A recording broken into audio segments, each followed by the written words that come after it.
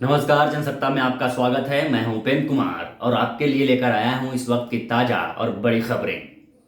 देश में लगातार 4 दिनों तक नए कोरोना केस में गिरावट के बाद एक बार फिर केस बढ़े हैं। मंगलवार को 2,83,499 मामले सामने आए हैं।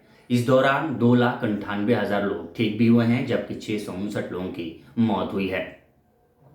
पिछले दिन के मुकाबले नए संक्रमितों में करीब 27,000 की बढ़ोतरी हुई है। देश में फिलहाल कुल एक्टिव केस यानी इलाज करा रहे मरीजों की संख्या 22,15,000 है, जबकि कुल केस 4 करोड़ के पार पहुंच गए हैं। वहीं स्वास्थ्य मंत्रालय ने कहा है कि देश में कोविड-19 वैक्सीनेशन का आंकड़ा 163 करोड़ के पार पहुंच गया है। मंगलवार शाम 7 बजे तक वैक्सीन की 51 लाख से ज्यादा डोज लगाई गई हैं। उधर केंद्र सरकार ने गणतंत्र दिवस की पूर्व संध्या पर मंगलवार को पद्म पुरस्कारों का ऐलान किया। इस बार 4 हस्तियों को पद्म विभूषण सम्मान दिया जाएगा। इनमें 3 लोग ऐसे हैं जिन्हें मरणोपरांत ये सम्मान दिया जाएगा। पद्म विभूषण पाने वालों में सीडीएस जनरल बिपिन रावत, भाजपा नेता कल्याण सिंह, गीता प्रेस गोरखपुर के अध्यक्ष राधे श्याम खेमका और शास्त्रीय गायिका प्रभा अत्रे का नाम शामिल है। इसके साथ ही कांग्रेस नेता गुलाम नबी आजाद, माइक्रोसॉफ्ट के सीईओ सत्य नडेला, गूगल की पेरेंट कंपनी अल्फाबेट के सीईओ सुंदर पिचाई, पश्चिम बंगाल के वरिष्ठ कम्युनिस्ट नेता रहे बुद्धदेव भट्टाचार्य और देश को कोरोना की वैक्सीन देने वाले भारत बायोटेक के फाउंडर कृष्णा एल्ला, सुचित्रा एल्ला और सीरम इंस्टीट्यूट ऑफ इंडिया के प्रमुख साइरस पूनावाला को पद्म भूषण से सम्मानित करने का ऐलान किया गया है। इसके साथ ही ओलंपियन नीरज चोपड़ा, गायक सोनू निगम, प्रमोद भगत और वंदना कटारिया को पद्मश्री से सम्मानित किया जाएगा। इस बार 17 लोगों को पद्म भूषण और 107 लोगों को पद्मश्री पुरस्कार देने की घोषणा की गई है। इस तरह कुल 128 लोगों को पद्म सम्मान दिया जा रहा है।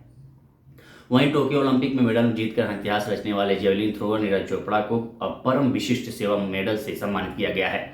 वे सेना की 4 राजपूताना राइफल्स रेजिमेंट में सूबेदार हैं। 73वें गणतंत्र दिवस के मौके पर राष्ट्रपति द्वारा नीरज चोपड़ा समेत सेना के कुल 384 लोगों के लिए वीरता पुरस्कार का ऐलान किया गया है। इसमें 12 शौर्य चक्र, 29 परम विशिष्ट सेवा मेडल, 4 उत्तम युद्ध सेवा मेडल, 53 अति विशिष्ट सेवा मंडल, 13 युद्ध सेवा मंडल शामिल है। इनके साथ 122 विशिष्ट सेवा मंडल भी दिए जाएंगे।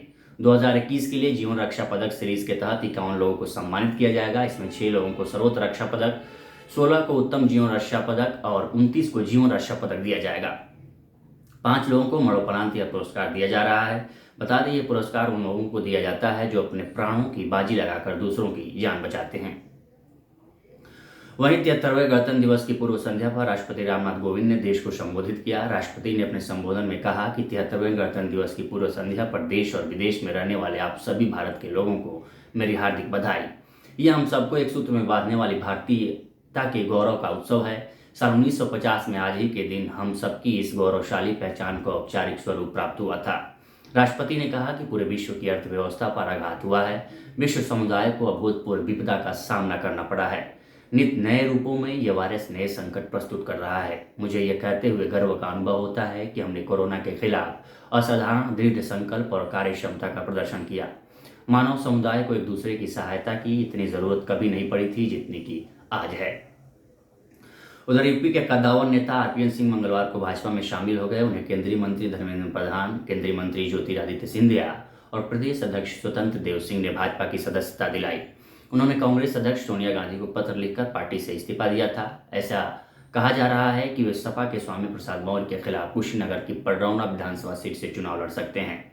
इस मौके पर आरपीएन सिंह ने कहा कि 32 साल जिस पार्टी में रहा वो पार्टी अब वो पार्टी नहीं रह गई। उन्होंने कहा कि पिछले 7 साल में प्रधानमंत्री के नेतृत्व में जो उत्तर प्रदेश का विकास हुआ है वो पूरे देश ने देखा है। पूर्वांचल में जिन योजनाओं का सपना देखा जाता था वो आज लोगों ने हकीकत में देखा है। कानून व्यवस्था को जिस तरह से पिछले 5 सालों में ठीक करने का काम हुआ उसे पूरे देश ने देखा है। बता दें, साल 2009 के लोकसभा चुनाव में आरपीएन सिंह ने कुशीनगर सीट पर कांग्रेस का खाता खोला था। वे यूपीए सरकार में केंद्रीय गृह राज्य मंत्री रह चुके हैं।